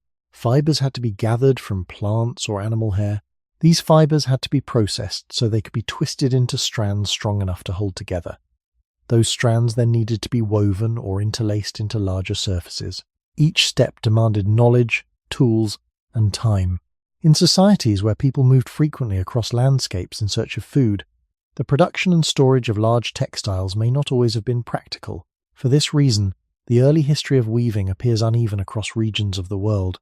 Some communities developed complex fiber technologies earlier, while others continued to rely on skins and plant materials for much longer. Even after weaving began, textiles were often precious objects. The effort required to produce them meant that cloth could be used for clothing, carrying materials, or ceremonial purposes. Bedding was not always the primary use. Yet the properties of woven fabric gradually opened new possibilities for nighttime warmth. A piece of cloth large enough to cover the body could trap air in a way loose vegetation could not. Unlike a hide placed beneath the sleeper, fabric could drape over the body's surface and follow its movement through the night. This difference slowly shifted the logic of sleeping environments. Instead of warmth being created mainly through fire, terrain, and shared bodies, it could begin to gather around the individual sleeper. The night did not immediately become comfortable in the modern sense. Many communities still slept close together, used fire, and prepared the ground beneath them. But woven material introduced the first widely portable layer of insulation that belonged directly to the body. It represented a small but meaningful step toward the world where blankets would eventually become familiar. The deeper history of human sleep, however, remained far older than this development. For most generations that lived before weaving spread across societies, the night was still met with the older system of warmth. Cloth did not erase that system overnight. Instead, it slowly joined it, adding a new possibility to a long tradition of adapting to darkness without the thick, dependable blankets that modern sleep now takes for granted. As woven materials slowly became more common in some human societies, the way people prepared for the night began to change in subtle ways. Cloth did not immediately replace the older strategies that had shaped sleep for thousands of years. Fire still warmed the air. The ground still required attention. People still rested close to one another in many communities. Yet woven material introduced a new layer that could accompany the body rather than remain tied to a specific place.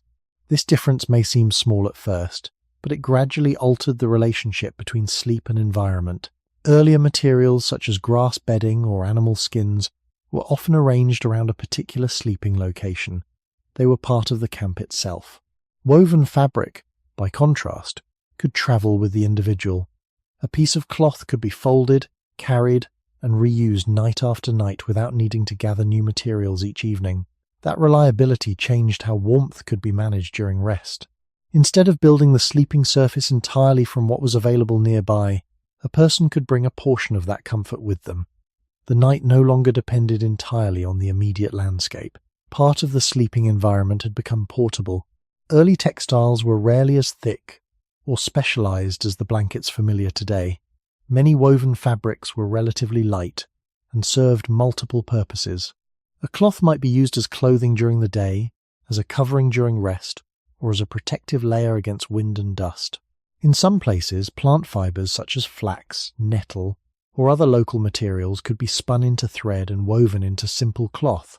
In other regions, fibers from animal hair or wool eventually provided stronger and warmer textiles. These developments unfolded gradually and unevenly across human history. The appearance of weaving did not instantly transform every community in the same way. Some groups continued relying primarily on skins and natural bedding for long periods, while others began incorporating cloth into everyday life more regularly.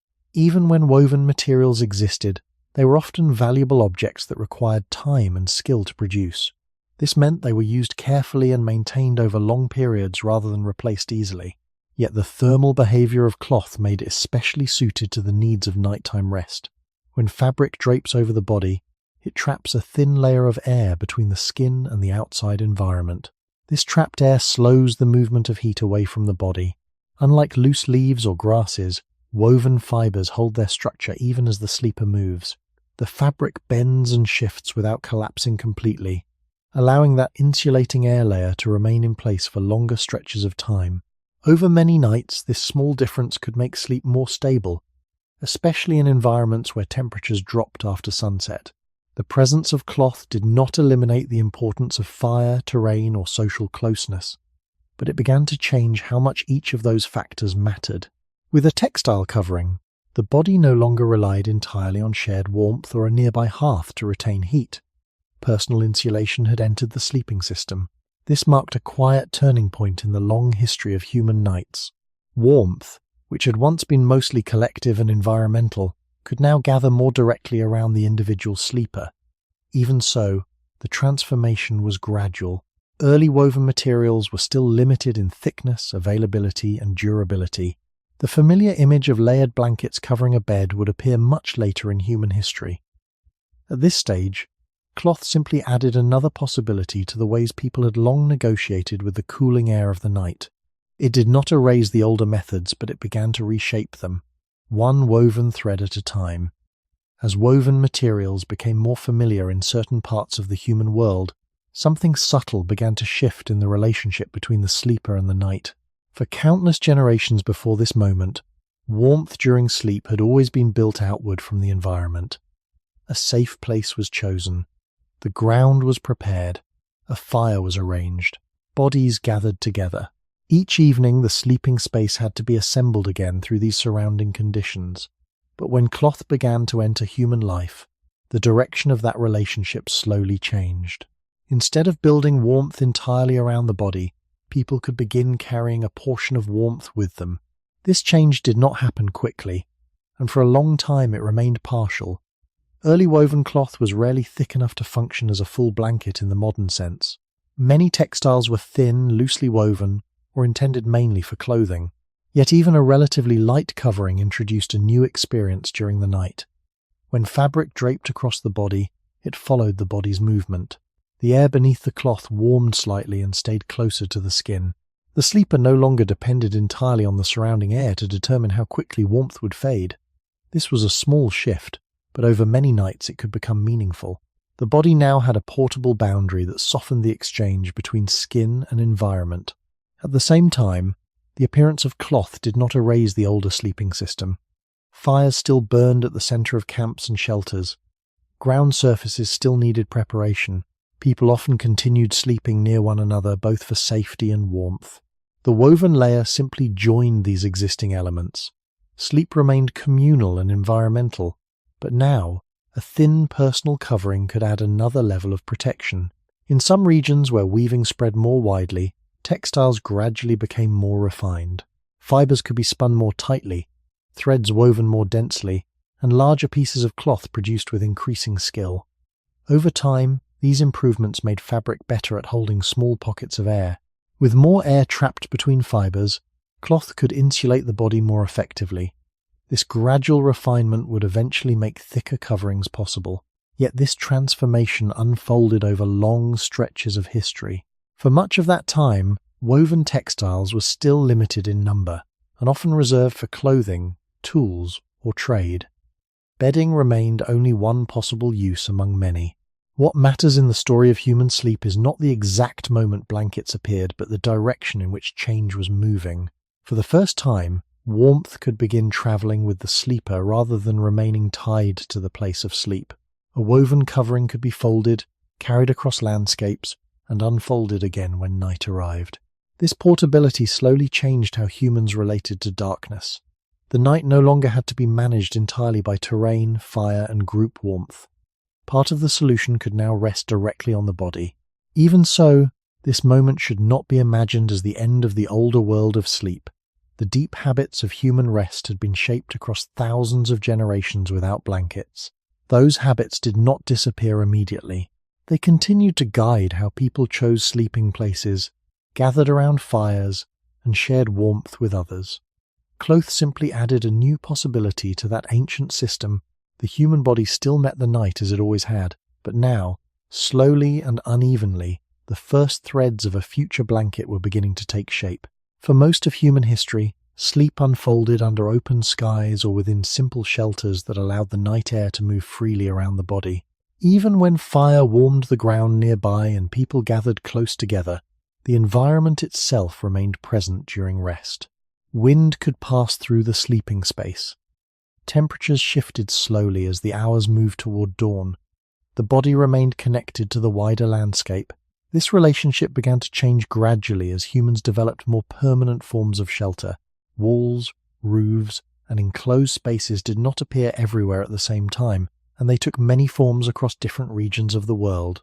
Yet whenever a shelter began to hold the night air within its boundaries, it altered the way warmth behaved during sleep.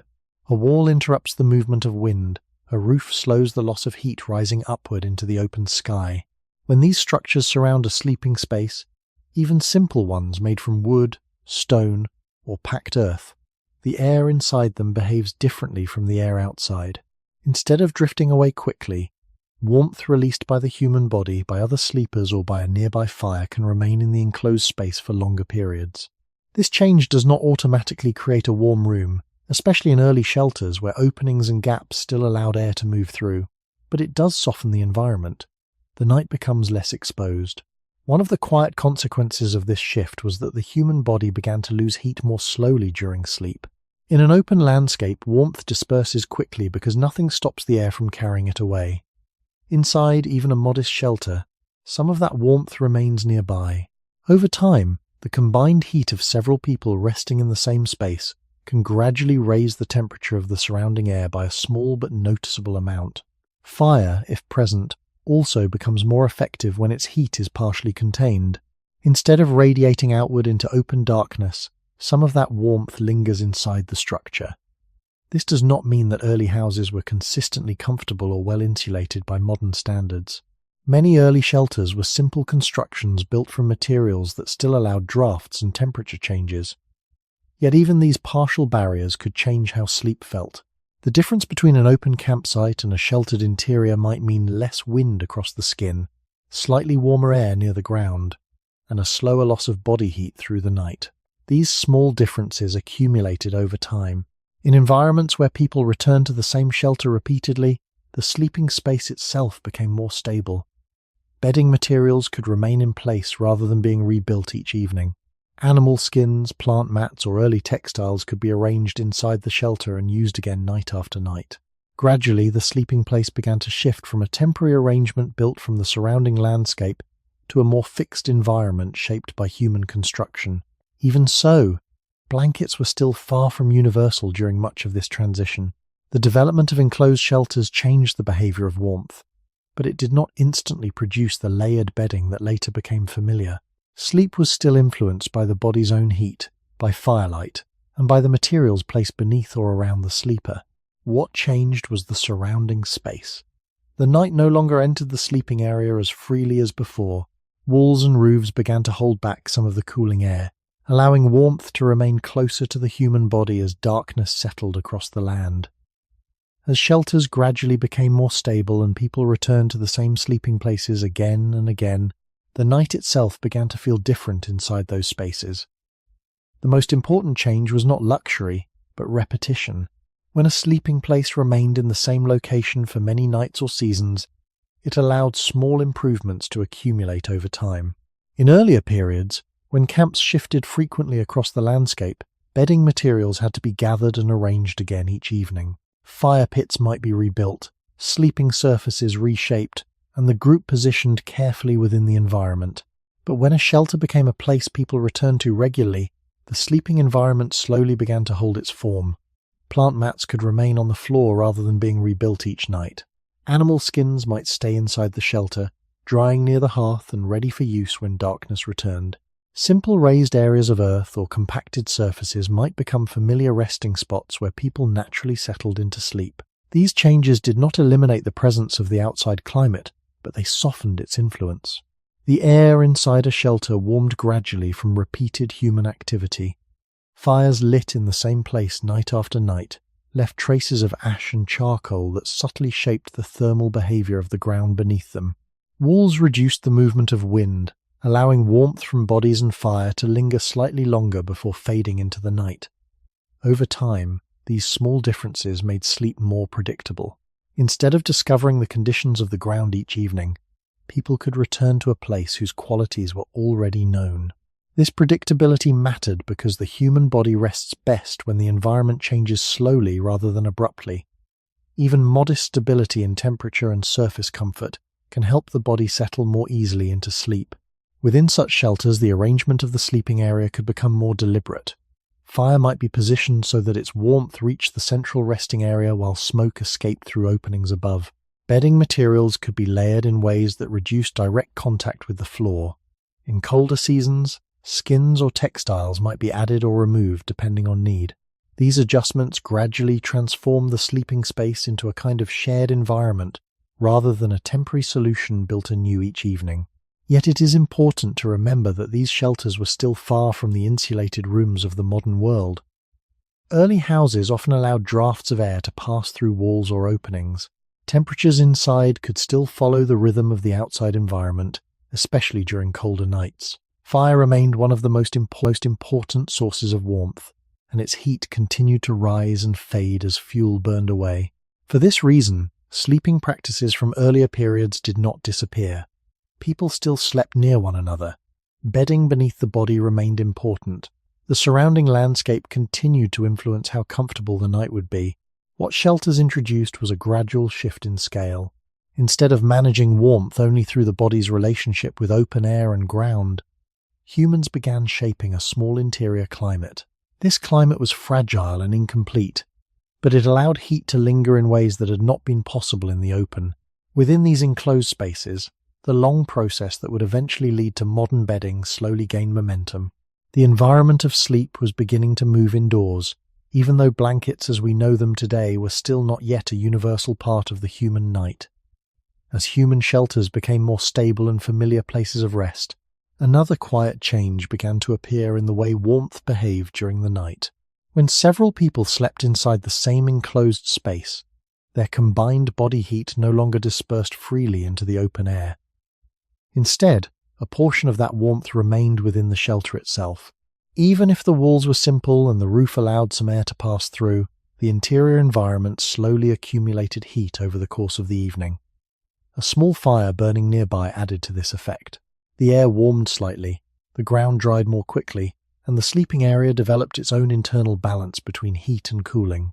In earlier times, when people slept outdoors or in temporary camps, warmth moved outward rapidly. Heat from bodies, fire, and the ground would fade into the surrounding darkness almost immediately. But within a shelter, the air had less space to move. The structure interrupted the flow of wind and slowed the escape of warmth. As a result, the sleeping environment could feel subtly different from the world outside. The change was not dramatic, yet it mattered over the long hours of the night. A few degrees of retained warmth could reduce the strain on the body as it gradually cooled during sleep. This meant that the human body no longer had to depend entirely on personal strategies like shared body heat or carefully layered bedding beneath the sleeper. Instead, part of the warmth existed within the space itself. The shelter became an additional participant in the sleeping system.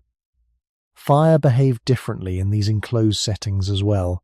In an open landscape, the warmth from a fire radiates outward and quickly disappears into the surrounding air. Inside a shelter, even one with openings and gaps. Some of that warmth lingers near the ground and around the resting bodies. The effect remains uneven, but it creates a more stable zone where people can sleep with slightly less exposure to the cold of the night. This combination of bodies, fire, and enclosed space slowly transformed the experience of rest. Sleep was no longer fully exposed to the cooling rhythm of the open environment. Instead, it occurred within a small interior climate shaped by human construction. The difference was subtle at first, yet it set the stage for larger changes that would follow in later periods of history. As shelters improved and materials became more refined, the sleeping environment gradually shifted further indoors. Floors could be covered with mats or skins that remained in place. Fires could be managed within designated hearths. Textiles, when available, could be used repeatedly within the same interior space rather than carried across shifting camps. These developments did not instantly create the modern bedroom, but they moved sleep closer to that direction. The body was now surrounded by walls that softened wind, by surfaces prepared for rest, and by air that retained a little more warmth than the open night allowed. Even in these conditions, blankets were still not universal. Many communities continued to rely on clothing, skins, and shared warmth for long periods of history, yet the environment in which sleep occurred had begun to change. The night outside remained vast and cooling, but inside the shelter a small human world held on to warmth a little longer. In that protected space, the long transition toward modern sleeping habits quietly continued, shaped not only by objects placed on the body, but by the walls and roofs that slowly gathered around it. Over many centuries, as human shelters became more durable and communities settled in the same places for longer periods of time, the environment of sleep continued to move gradually away from the open landscape. Walls became thicker, roofs more secure, and the spaces inside homes began to separate daily life into distinct areas.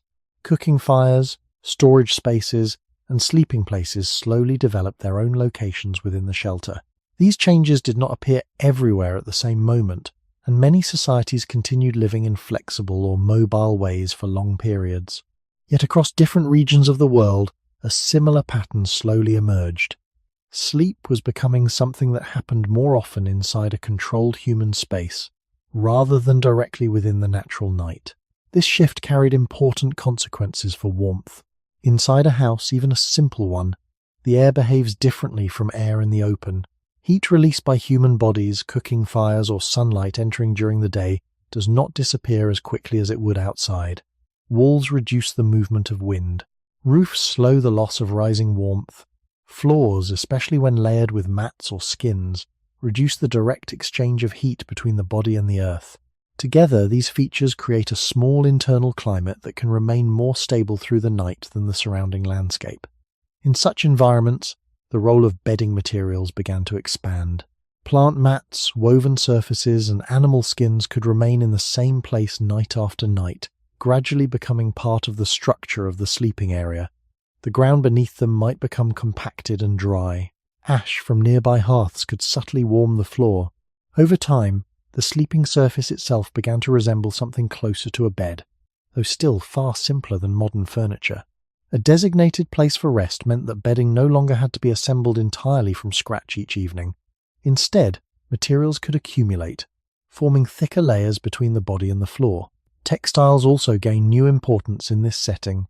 When cloth could remain indoors rather than being carried constantly across the landscape, it could be used more consistently as part of the sleeping environment. Fabrics might be folded or layered to create coverings that helped retain warmth during the night. These coverings were not yet the standardized blankets of later centuries, but they represented a gradual movement toward that idea.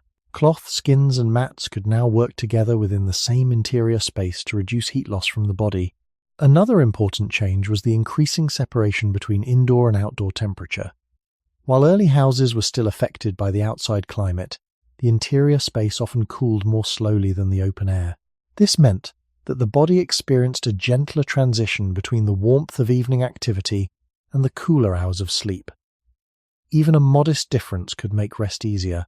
Over many nights and seasons, these small environmental changes reshaped the human experience of sleep. The body no longer faced the night in the same direct way that earlier generations had known. Instead, sleep took place within a constructed environment where warmth could be managed more deliberately. Fire, bedding materials, and enclosed space now work together to create a more stable resting place. In this setting, the idea of covering the body with layered fabric during sleep gradually became more practical and more common. Blankets did not appear suddenly as a single invention. They emerged slowly from a long chain of changes in shelter, materials, and human habits. By the time homes could hold warmth through the night, the conditions that once made sleeping without blankets ordinary were beginning to fade into the deeper past. As houses became more stable and sleeping spaces remained in the same place night after night, another quiet transformation began to take shape. The environment of sleep was no longer built entirely from the conditions of the landscape. Instead, it was gradually arranged from objects that stayed within the home. Mats remained on the floor, skins were folded and reused. Woven textiles, once rare and carefully guarded, began to appear more regularly in daily life.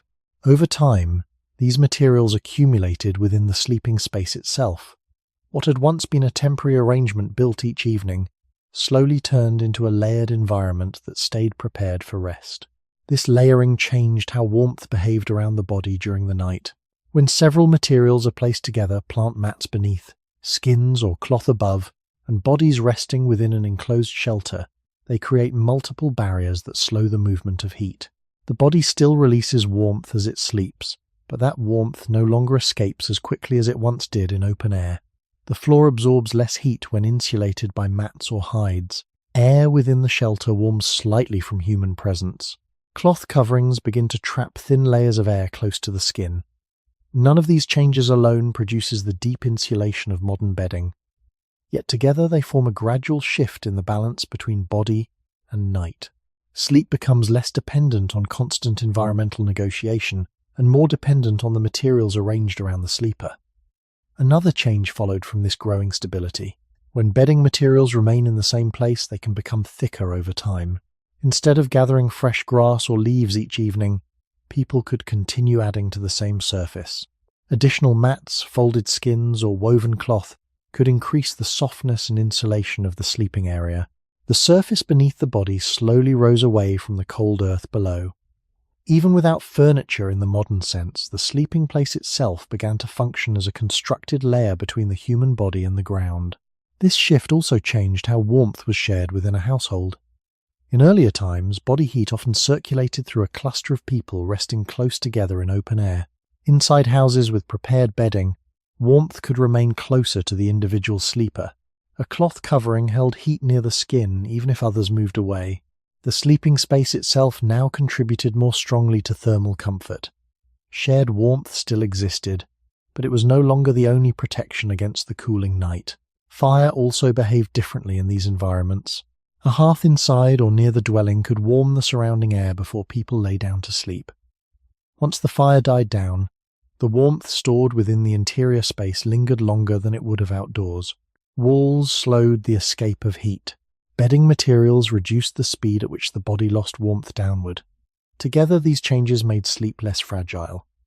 The body no longer had to rely entirely on fire remaining active throughout the night. By the time woven fabrics became more widely used for coverings, the conditions were already in place for blankets to become part of everyday sleep. The shelter held warmth. The bedding beneath the body slowed heat loss. A cloth covering above the body could now complete the system by trapping air around the sleeper. This combination marked a quiet turning point. Warmth at night was becoming something that could be assembled almost entirely inside the home, rather than negotiated constantly with the outside world. The long human experience of sleeping without blankets had not ended suddenly, but it was slowly giving way to a new arrangement in which insulation surrounded the body more completely than ever before. As bedding materials accumulated inside human dwellings and woven fabrics became more common, warmth during sleep began to gather more closely around the individual body than at any earlier point in human history. What had once been achieved through a combination of landscape knowledge, firelight, shared body heat, and carefully prepared ground surfaces could now be supported by layers of material placed directly over and beneath the sleeper. The night outside the house might still cool in the same ancient rhythm, but the experience of that cooling changed inside the sleeping space. The body was no longer meeting the night with the same openness that had defined so much of human history. Instead, Warmth could be held near the skin by fabrics designed to slow the loss of heat. When cloth is woven tightly enough and arranged in layers, it traps air between the fibers and between the layers themselves. Air held in these small spaces acts as insulation, slowing the movement of warmth away from the body. A covering placed over the sleeper could therefore maintain a pocket of warmer air that followed the body's shape throughout the night. Unlike fire, which remained in one place, or shared warmth that depended on the presence of others, this form of insulation moved with the sleeper. If the body turned or shifted position, the layer of trapped warmth moved with it. This simple mechanical property marked a major change in the structure of human sleep. Warmth had become portable at the level of the individual body. At the same time, the older elements of nighttime warmth did not disappear. Fires still burned in many homes, especially during colder seasons. Walls and roofs continued to shape the air inside the dwelling. Bedding beneath the body remained important for separating the sleeper from the ground. Yet blankets and layered textiles gradually took on a new central role within this system. Instead of warmth depending mainly on the arrangement of the environment around the sleeper, it could now depend more directly on the materials surrounding the body itself. Over time, this shift also changed how people thought about comfort at night. Earlier generations had lived with a certain degree of cooling as part of the natural rhythm of sleep. The body lowered its temperature gradually, and the surrounding air cooled in parallel. With the introduction of thicker coverings and enclosed sleeping spaces, the body became more insulated from that wider rhythm. The night could still grow colder outside, but the sleeper might feel only a small portion of that change beneath layers of fabric. Comfort became less about adapting to the night, and more about maintaining a controlled microclimate around the body. This transformation unfolded slowly and unevenly across different regions and cultures. Many communities continued to rely on older sleeping practices for long periods of time, but once blankets and layered bedding became widely available, the ancient balance between the human body and the open night began to fade from everyday experience. The cooling air that had once shaped sleep for countless generations now met a barrier of cloth and woven fibers. For the first time in human history, warmth during sleep could remain almost entirely within the space immediately surrounding the body. The long era of sleeping without blankets had not ended because the human body suddenly changed. It ended because human technology had finally learned how to surround the sleeper with a portable layer of insulation that could travel from one night to the next. Even after blankets became more common in many parts of the world, the human body itself did not forget the long history that came before them. For hundreds of thousands of years, sleep had unfolded in environments where the temperature of the night slowly cooled around the resting body. Fire might glow nearby, other people might lie close, and simple bedding might soften the ground, but the body still sensed the changing air. Darkness and cooling were part of the same rhythm. When modern blankets wrap warmth around the sleeper, they do not erase that ancient rhythm entirely. The human body still carries traces of the conditions in which sleep first evolved. One of those traces appears in the way body temperature changes during the evening. As the brain prepares for sleep, internal temperature gradually drops. Blood flow near the skin increases slightly, allowing warmth to move outward. Hands and feet often become warmer to the touch during this process because they release heat from the body's core. This cooling is not a flaw or weakness. It is part of the biological signal that helps the brain transition from wakefulness into rest. Long before woven blankets existed, the surrounding environment helped support this change. Night air cooled naturally after sunset, matching the body's internal movement toward lower temperature. In this sense, the environment and the body were working together. Even today, many sleep researchers observe that excessively warm sleeping environments can make it harder for people to fall asleep or remain comfortable through the night. The body does not simply want warmth without limit, it wants balance. Too much heat trapped around the body can interfere with the cooling process that normally helps sleep begin. This observation offers a small glimpse of the older relationship between humans and the night. For most of human history, the body rested within air that cooled gradually rather than remaining fixed at a constant temperature. Blankets now allow people to manage warmth more precisely, but the biological rhythms beneath that practice still reflect a time when the night itself helped guide the body into sleep. Another trace of this history appears in the sensitivity of human skin to airflow and temperature. Even under layers of bedding, many people instinctively adjust blankets during the night, uncovering a foot or moving an arm outside the covers when they feel too warm. These small movements reflect the body's ongoing effort to regulate heat exchange with the surrounding air. In earlier times, when blankets were absent, this exchange happened more directly.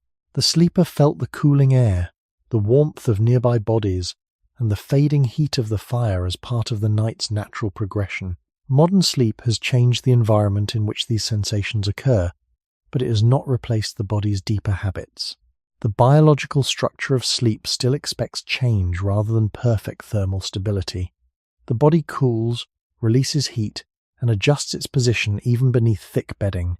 In a quiet way, these patterns remind us that the human experience of sleep did not begin in bedrooms filled with soft textiles. It began in landscapes where the air moved freely, and the body rested within the slow rhythm of cooling darkness. Blankets may now surround the sleeper with warmth, but beneath those layers the body continues to follow a pattern shaped by a far older relationship with the night.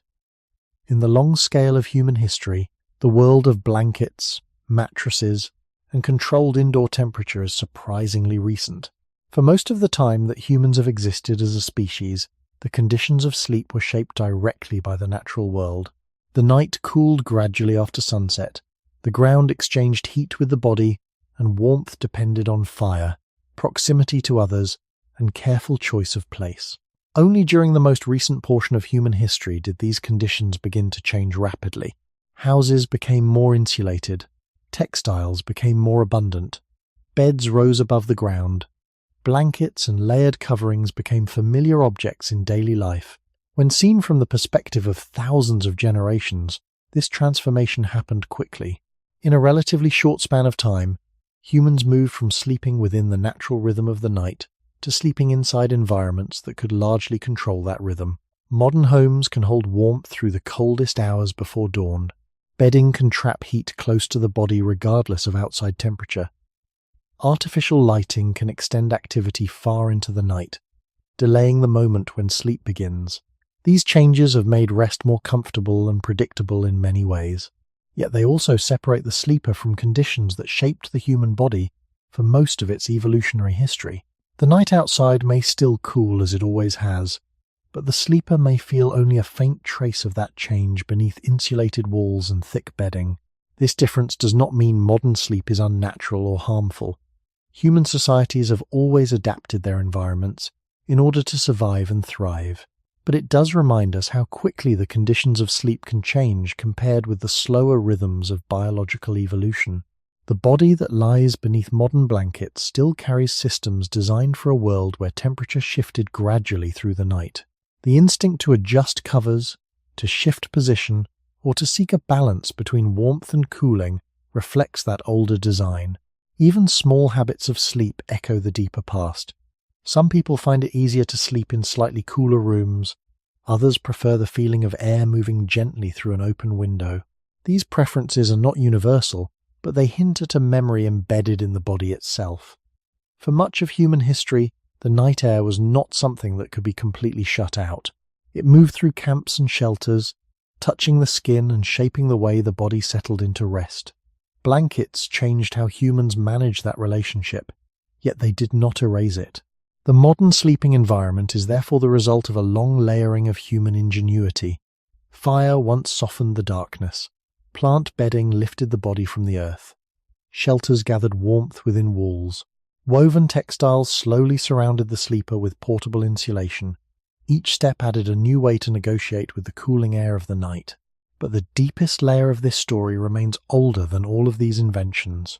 It is the human body itself, shaped across countless nights when warmth came not from blankets, but from the shared and changing environment in which sleep first evolved. Across the long story of human life, the way people sleep has changed again and again, yet the body itself has remained largely the same. For hundreds of thousands of years, human beings rested in environments where darkness, cooling air, and the warmth of nearby life shaped the rhythm of the night. Sleep did not begin inside quiet bedrooms or beneath thick blankets.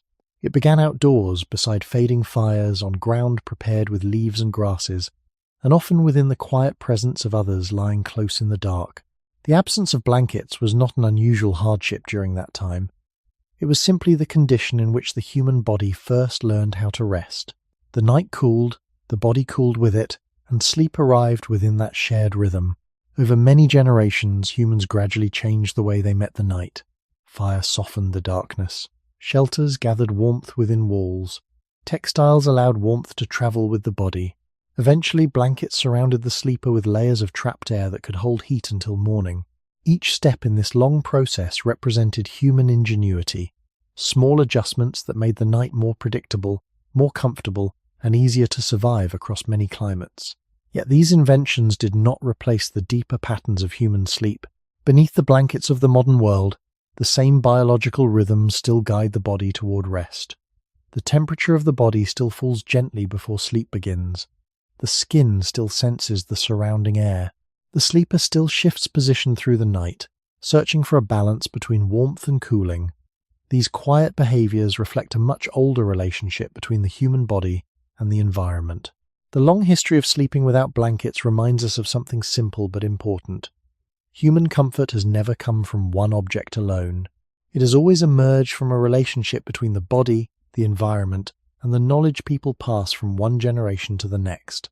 Fire, shelter, cloth, and blankets are all parts of that relationship, but none of them replace the deeper reality that sleep began as a shared negotiation with the night. When we lie down today beneath warm coverings, it may feel as if the world outside has been shut away. Yet the rhythms that guide sleep were shaped in a time when darkness, cooling air, and the quiet presence of other human beings surrounded the resting body. In that sense, every night of modern sleep still carries a memory of those earlier nights. The blankets may be new in the long history of our species, but the body beneath them is ancient. And somewhere beneath those layers of warmth remains the same quiet question that has followed humans across thousands of generations. When the night grows still and the air slowly cools, what does the human body truly need in order to rest?